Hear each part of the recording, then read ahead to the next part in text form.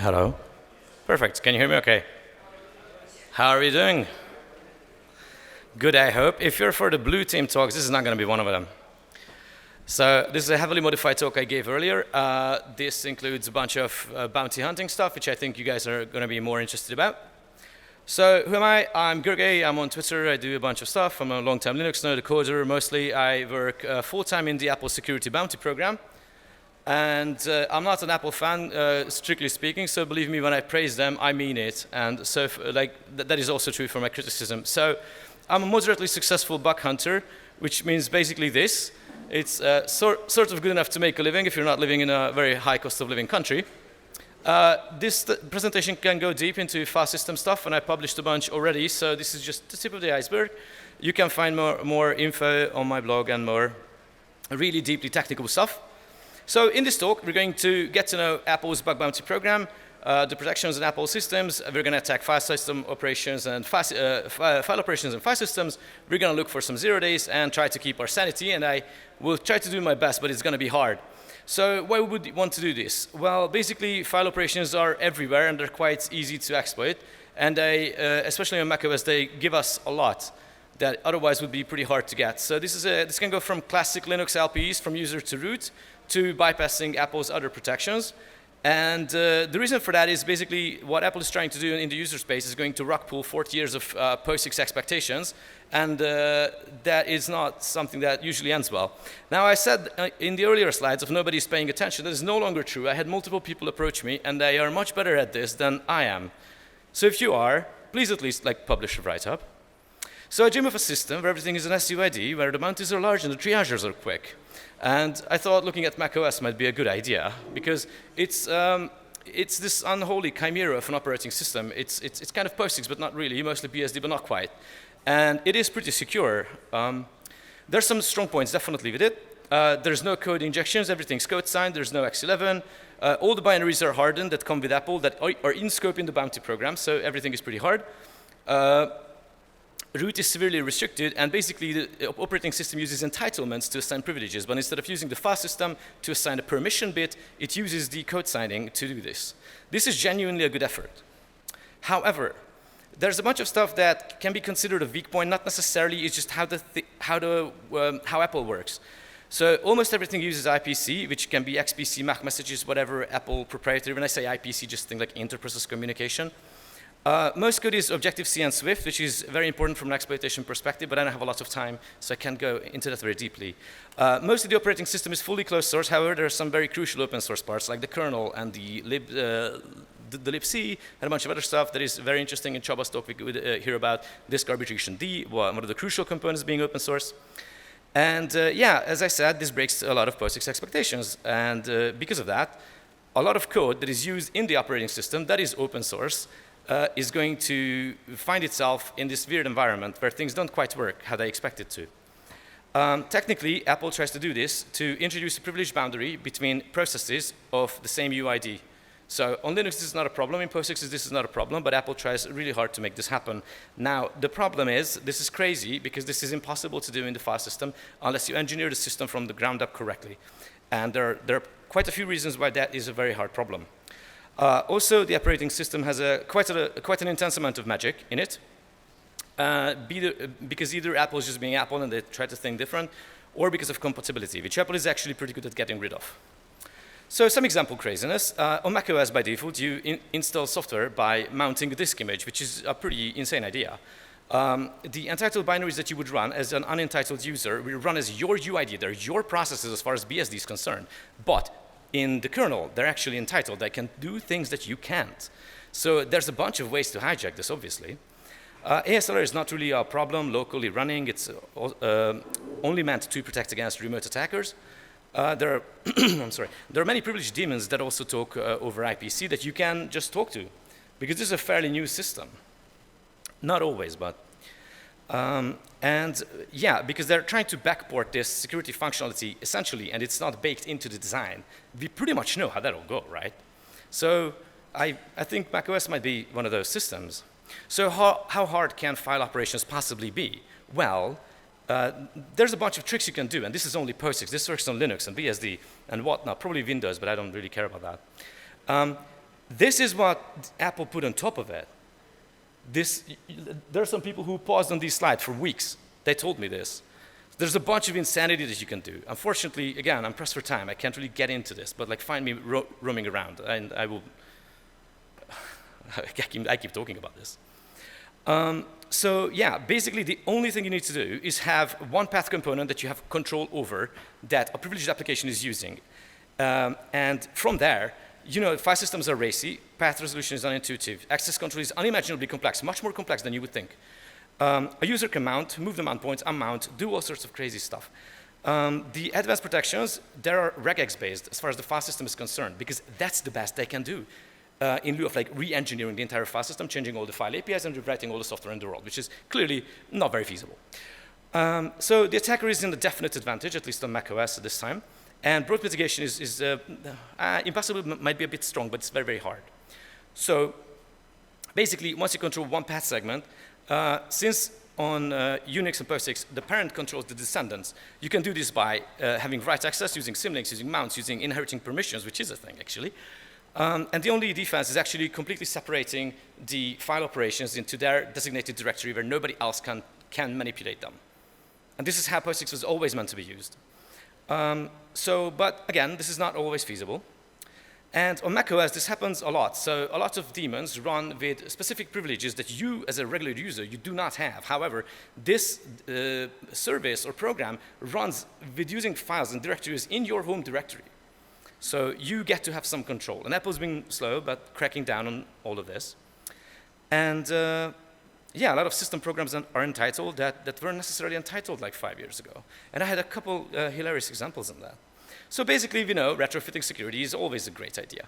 However, it is commendable. This is what Apple is trying to do. But as far as you're concerned, AppArmor and SE Linux do the same things, because at that level, there's not much you can do. You can basically just like match regexes on file operations, and there's, you know, that kind of sucks.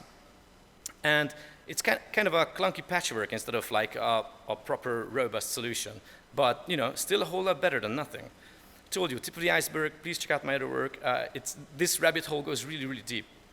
Now, this presentation is kind of I kind of screwed you over with it because I was meant to talk a lot about 0 days, but I figured there's a lot of young people here who might benefit a ton of learning about the actual Apple security program and how bug bounty life works. So, meet the ASB. The ASB is Apple's security bounty program. It's unironically an amazing initiative.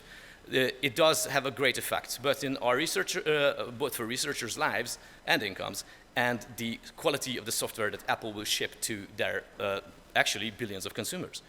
So as far as I know, these are the best payouts. They do pay bounties and they are fair, however, there are some heavy caveats to this.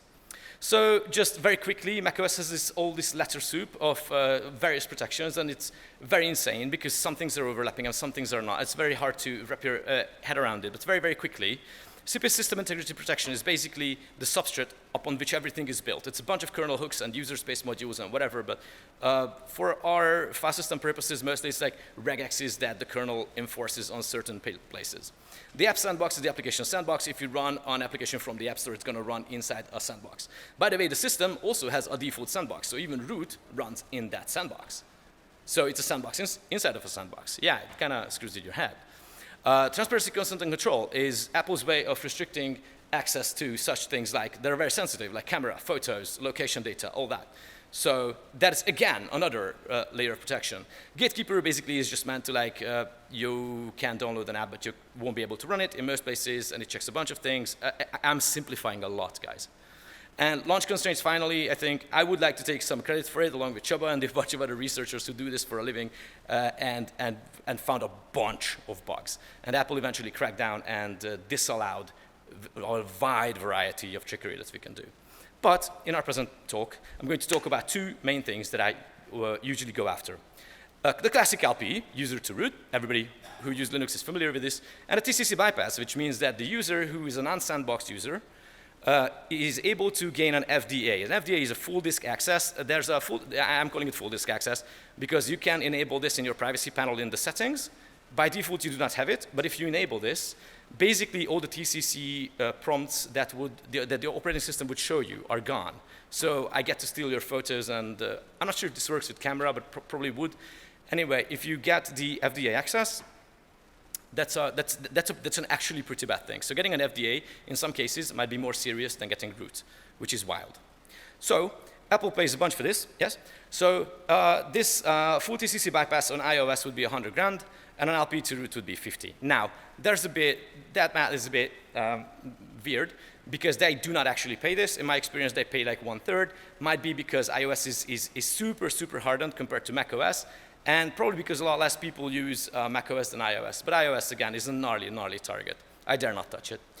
However, the bounties are still worth it, especially if you're living in Hungary or some low cost of living place. So how do you find bugs? How do I find bugs? How do I do all this stuff? Well, you do some research and testing. You read all the developer manuals, the man pages. You just learn a bunch. You watch conference talks, talk to people, read write-ups, and you test a bunch. You use the system day to day. There might be some things that jump at you. How they jumped out at me when I first started using it. I was never like a Mac user, really. I come from a Linux background, and a bunch of this Filesystem stuff was like really weird. Like, hey, if Linux did this, like this would be owned in 2 seconds. So that's why I focused on it so much. You test your hypotheses, and you test obvious things, and you might be surprised, because sometimes the obvious things will actually work, or not work. And you will either learn something, or you discover that the system actually works differently than advertised. Sometimes you just get lucky. Sometimes you use it daily, and something jumps out at you, and boom, there's a bug. Apple sometimes blunders a fix. Sometimes you get good ideas from a blog post that enable you to make progress on your other bugs. It's always good, I think, to focus on a niche a little bit, because if you become an expert, you get to know more than the devs in some cases, and that is good because you are really in competition with the devs. Now there's some competition among researchers as well, but mostly security is all you do, but to the developers, security is one of the many things. So if you know more than them, you can outwork them, essentially, in a lot of the cases. And that's just not this on developers, it's just how the economics of it work. Because they have to ship the software, they have to make sure it's performant, they have to make sure of a lot of things. You only care about security. So you're kind of you kind of have an advantageous position. You can dumpster dive for bugs. There are a bunch of bugs that are deemed garbage or unexploitable. If you find a good vector for them, you end up with a bunch of 0 days, essentially. And, but this is the standard security thing, that you have to learn about code that is icky, that is ugly, that is old and difficult, that nobody wants to touch, because those are the codes that haven't been audited. And yeah, generally collisions sometimes happen and they really suck. So you have to follow other researchers and see what they're up to. And if somebody, like a really dedicated team, has been winning pwn to own by exploiting one singular subsystem, and there's like 5 of them, there's no way I'm touching that, right? It would make no sense, because I would duplicate their work and end up finding nothing. You can do this, by the way, if you use like a very different method or a very different approach. But again, it's sort of a risky thing. And generally, rule of thumb, just pick targets that have little public research and/or CVEs, because it's likely that either there's nothing there or nobody's paying attention. So these were meant to be my 7 bugs. All of this is public, besides Jetson, number 7. And I tried to cut out a lot of it because I have a lot of slides. So the laterals and bat signal has write-ups on my blog, and Alfred is published in the slides for AlligatorCon. This is also on my blog if you want to dig deep into that research and have a hearty laugh. Check them out. There are some very good, funny bugs in there. So the number 1 we're going to talk about, we're going to start off easy. This was a classic rename bug in music, and music at that time, the music app that plays music, used to have FDA permission by default. It had no business having this permission, but it had it by default. So I figured there's this magical directory that I can dump a file into, and when music starts up again, it's going to be very helpful. Like, hey, I'm going to organize your audio files and call a rename system call where I control both parameters, essentially. So this is a best case rename bug because both parameters are pretty much fully controlled. To exploit this, I only needed to replace the date directory with a symlink, which is a very trivial race, trivial to brute force. I brought some videos because live demos don't generally work out very well for me. I don't know if you can make it out. So what I do here is I clean up the privacy panel so that I have no permissions on anything. And yeah, the exploit was pretty quick, actually. What I gained here is automation permission over Finder. Finder is basically the explorer of macOS. And Finder is great because Finder always has this FDA permission. So if I can commandeer Finder, I don't have to have the permission. I can just tell it to do things on my behalf. So this actually is worth $30,000. And that's not too bad for something like this. And it doesn't always happen often. These are the best case scenarios, as I tell you. Like, I make it look easy. The reason is because I spent months and months and months trying to figure out how to exploit it easily. But I spent a lot on these. Not this one, especially. This was actually easy. So the second one, massive blunder. Apple's going to be very happy that I'm talking about this. Again, they compiled libsqlite with debug on. What that means is they ship this to, like, I don't know, 2 billion devices. If this environment variable existed, you set it to whatever you wanted.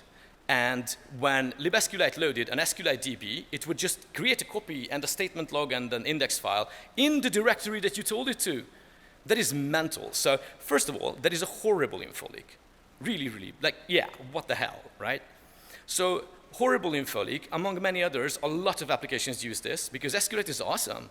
Among them, music. I could have used anything else, but it's kind of a meme that I abuse music. So yeah, bad info leak, but I always, wanted more, seeing how far I can take this. And I figured, hey, because this is debug functionality, the open system call actually will follow symlinks and will overwrite files, so that's very good. The bad is that I don't really have content control like I would with a regular file write, because I can't, like, modify the middle of an SQLite database, not really. If I did, it would be corrupt and it wouldn't work, right? So I spent quite a lot of time, because I'm an idiot also, because as you will see, the solution is quite straightforward.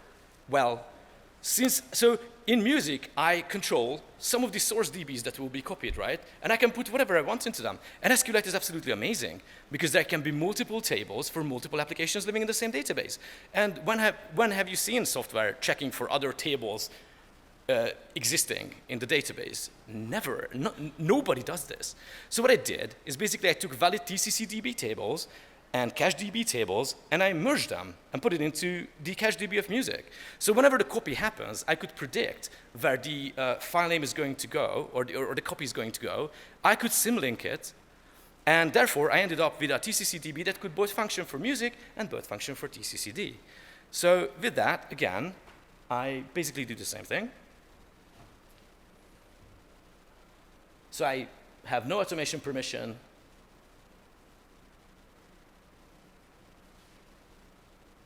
I could make the flickering go away, but it's a POC. Ta-da! Again, 30 grand. The fix was very easy. They compiled libsqlite correctly. For my next trick, stop abusing music for a second and see if we can get root, actually. So Badmalloc, this is in a very, very old bug, at least 20 years old. The first reference I found to it was in 2005 in Frac, so it's quite fitting. It might have been there already. I don't know if it was buggy all the time or just like it became buggy recently. However, so the dynamic loader, whenever it saw these environment variables, it would just force load this fully random Apple-signed framework binary. And that binary would start processing these environment variables, and whenever they found a malloc stack logging directory environment variable, it would write a debug file in here. And this happened in all processes, including SUIDs. That was my face of, yeah, this is crazy, right? Like, nothing does this. Like, the dynamic loader should not ever do this. This is pure insanity. However, Apple's not stupid. They had defenses, mainly that the directory, the destination directory, whatever, would be checked with access first. The open that was used to create the files will not overwrite files and will not follow symlinks. The permissions were restricted, so no UMask trickery, and the file name was randomized. So this, it worked for like 25 years. Surely it would be good. No. Access and open is the quintessential example of a talk-to race that is provably insecure. Oh no follow is used instead of oh no follow any. This is actually not Apple's fault, this is POSIX's fault. Oh no follow means do not follow the symlink if it's the last path component. Oh no follow means do not follow any path components. Now, since I provide the directory, I can set any to anything, really. I don't even need to use symlinks, so like this is a moot protection. The fact that the permissions are restricted is actually going to help us, and I will tell you why. And the file name is randomized. And okay, yeah, so I tell you why now. Because sudo doesn't care. Because if you dump this file into etc sudo.d, sudo doesn't care at all that the file is full of garbage as long as there's one single valid line. Oh, it's going to cry about it a lot. But you can essentially sudo to root with a partial content control with no file name control. So all the randomization, which was, by the way, hilariously broken, was absolutely moot. You didn't even need to do anything with it. Now, however, there was one massive problem. This took me like 6 months, not actively, but like I was banging my head against the wall. Like I couldn't figure out that I had negligible content control. So I could not put that little piece into the file that I wanted to because this logs allocations. It's a super weird format, and clearly I haven't gone to school, so I don't know how to figure that out. And I spent quite a long time. And then it dawned on me that I'm an absolute moron because Open did not have the ocloexec flag set. So that means that since every application is affected, I could just run a suid root binary. It has no idea that this has even happened. Because no sane operating system would ever just like, oh, I'm just going to force load a framework, right? Nobody would ever do that. So is there such a binary? Absolutely right. Cron tab, by design, we run my editor. It has no idea that this happened. That would be crazy. Absolutely crazy. So again, cron tab is not at fault, absolutely works correctly, tries to clean up and everything. It just doesn't expect the file descriptor to magically appear. Probably, it could be improved, but really, I don't chalk this up to cron tab at all. So yeah, that being said, so the exploit was actually quite easy. It was an access open race that could be trivially brute forced. Because this is a cool part about file systems, is that you can try again and again and again. And the smart solution would be, of course, like, yeah, do some math and then figure out, and then measure, and then use some AI model, or something like that. No. You set up the conditions in such a way that the only way that it can succeed is the one way you want it to be. Do your best and then just burn the house down.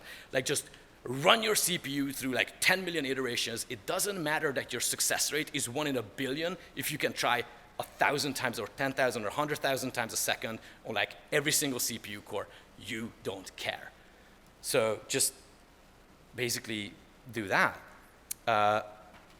Kind of sucks that it's this, that the letters are this small. So I tried to sudo to root, it didn't work. And I'm trying to find my exploit because clearly I'm a professional. And that's it. I got a root shell in, I don't know, like 16 tries or something. And that's how long this took because I can just retry and retry and retry and retry. And the worst thing I'm gonna get is like an orphaned file somewhere or maybe a log entry. But I don't even think that's gonna work. So yeah, good luck detecting this or like defending against it.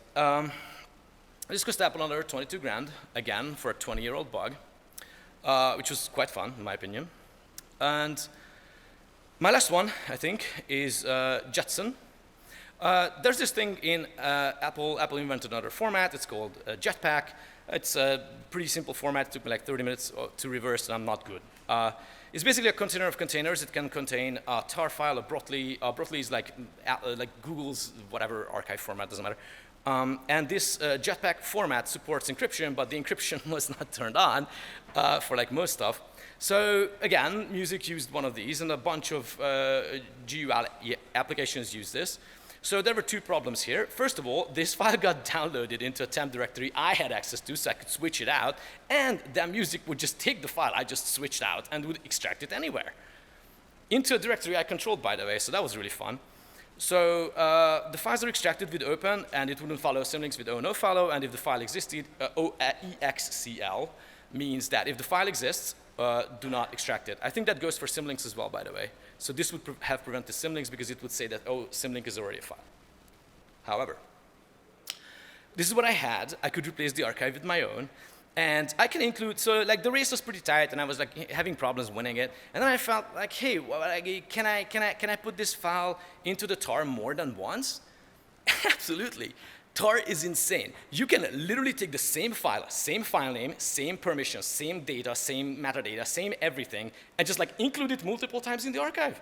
And it would just extract the exact same file 100 times. There's nothing that would prevent me from doing this. This is a feature in tar. I'm sure they had the reasons, but this also means that I get to single click a pretty unlikely race. I could make this number 10,000 if I wanted to. 100 was plenty to win it. So basically with this, I had full path and content control. But you might remember, hey, you're not allowed to overwrite existing files, right? That is true. I've wrote my exploit. And I didn't really pay attention, and it worked. And then I later noticed that, hey, this flag is set. Like, how am I succeeding? Well, Jetpack is helpful. If the file exists, it takes another code path that will unlink the file. That is insane. So sometimes trying to do the impossible thing is actually trying to do, or doing the smart thing. Because as you see, the file operations here were individually secure. However, logically, they weren't. Because there's still a logic bug that is only visible. Like, good luck trying to find this statically, by the way. So as long as you try to, you're not trying to trigger the error condition, you're not going to see the different code path it takes. And probably somebody, some of you are Ghidra wizards, and you would be able to see, like, ha. Well, I didn't.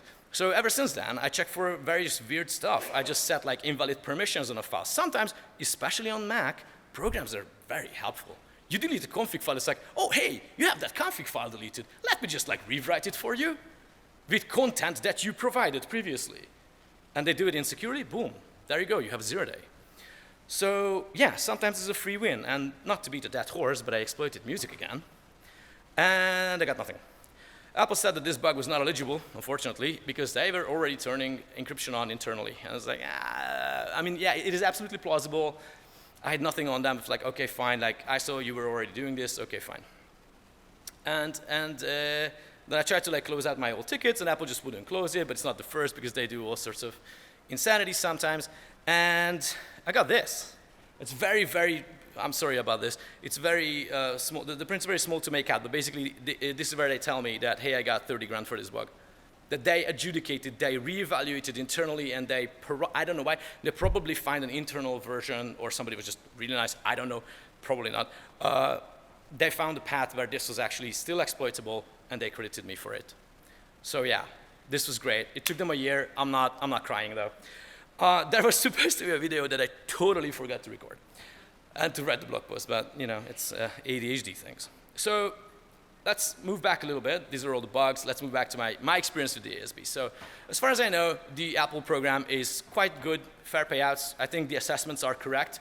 However, fixes take a very long time, which is kind of acceptable. I'm not knocking them for it, because they do have like billions of customers, like literally billions.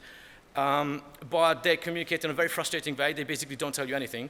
And they often make mistakes. And the big asterisk here is that sometimes these seem like very, very unfair decisions. And this has happened to me and everybody else who has ever participated in this program. And you have to push back. And when you push back a lot, and it's quite infuriating, but when you push back, eventually they will internally resolve the conflict and realize that this fell through the cracks.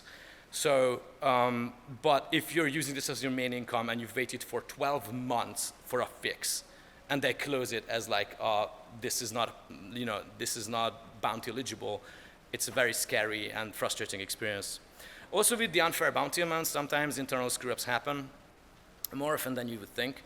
Like operating a program, by the way, is not trivial at this scale. So the fact that they even have some success in this program is quite impressive. Yeah, there's sometimes pandemonium over there from what I've seen. But it's important to say I have never been wronged by Apple. There has never been a case where I was like, oh yeah, they should have paid me, but they haven't. And all the Apple people met were amazing. They basically just want to secure their platforms, but again, they're sitting in an absolutely massive bureaucracy. It's the second richest company with $2.7 trillion market cap, and they have more lawyers than our Facebook friends combined. So yeah, things will get weird sometimes. My advice to you, if you're a new hunter, is that know what you're getting into. This is not kindergarten stuff. They're very, very strict. And they will not tell you anything because of legal reasons that comes later.